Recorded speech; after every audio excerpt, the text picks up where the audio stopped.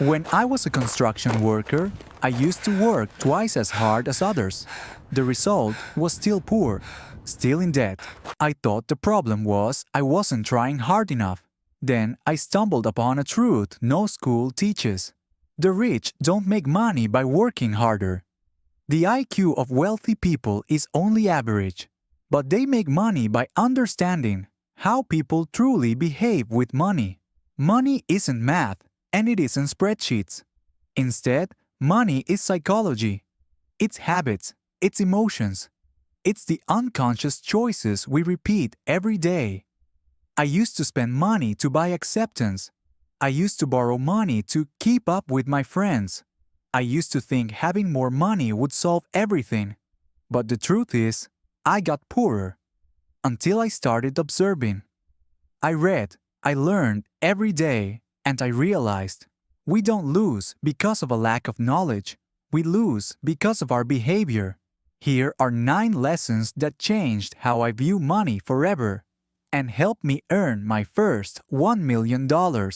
Lesson 1. No one is crazy and no one is foolish.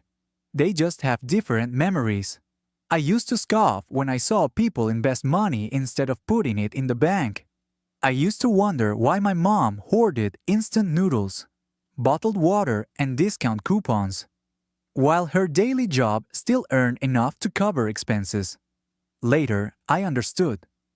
People aren't crazy. They just grew up in a different context. When a child grows up in a wealthy family, they understand how easy it is to make money. And my family's circumstances were the opposite. Which category do you fall into? If you experienced losing your job during the 2008 crisis, you'll be more cautious. If you lived through hyperinflation, you'll be obsessed with holding cash. Someone born during a stock market bubble will think investing is gambling. Someone who grew up during a strong bull market will think risks are temporary. One person invests in gold, another invests in Bitcoin. They both think they're right. They're not crazy, they're just different from you. They grew up with different experiences. We don't make financial decisions based on logic. We rely on memories, emotions, and the circumstances we lived through. And this leads to this truth. There's no absolute right or wrong in money matters. There are only differences in how each person experiences it. Money is extremely personal. It's shaped by memories, family, fears, and even hopes. So, don't be quick to judge others because they spend money differently than you do. Lesson 2. Others are playing different games. Don't copy them.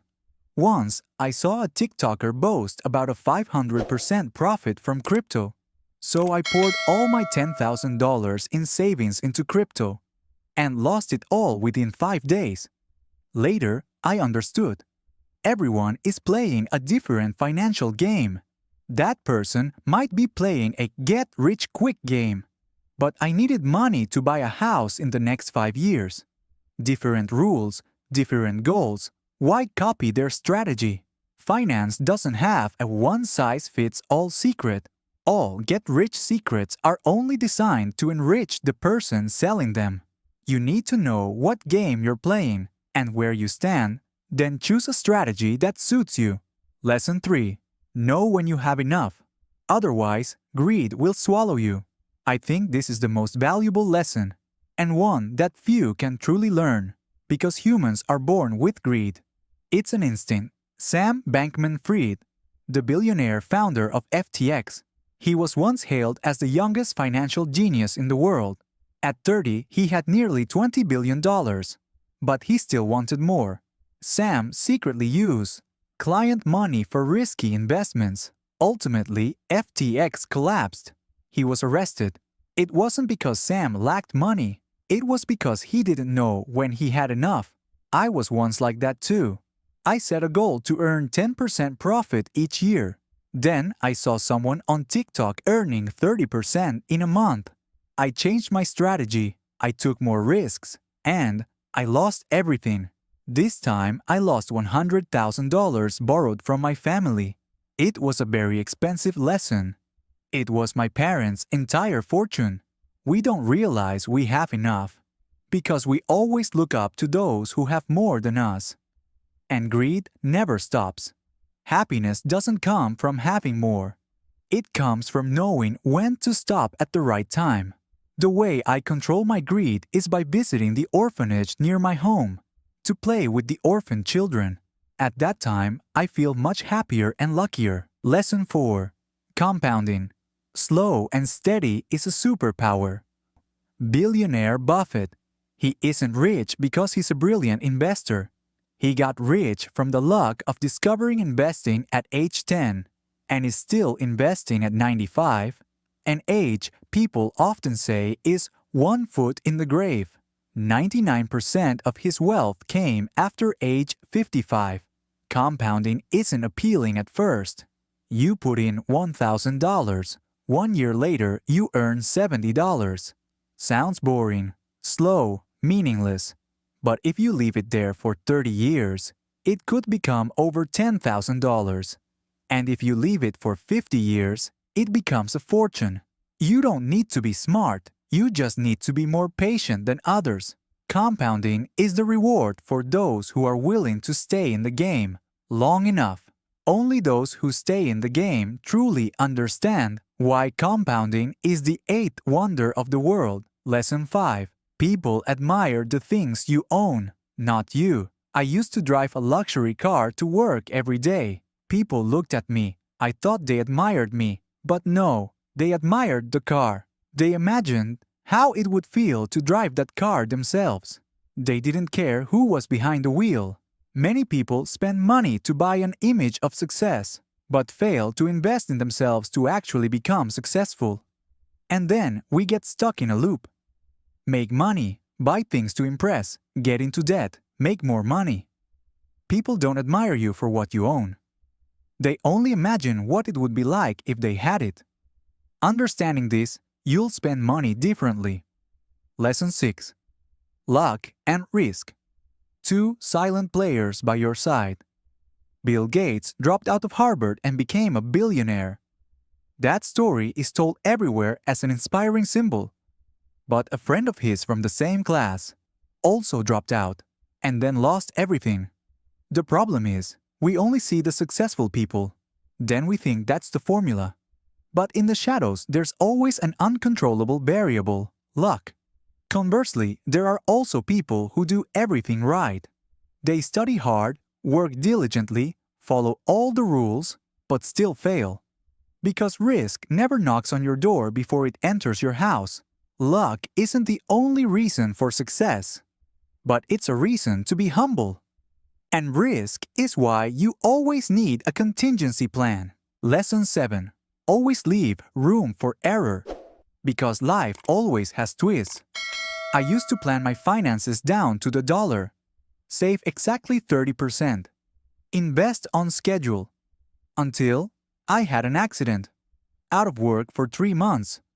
No insurance. The entire plan collapsed just because of something I didn't foresee.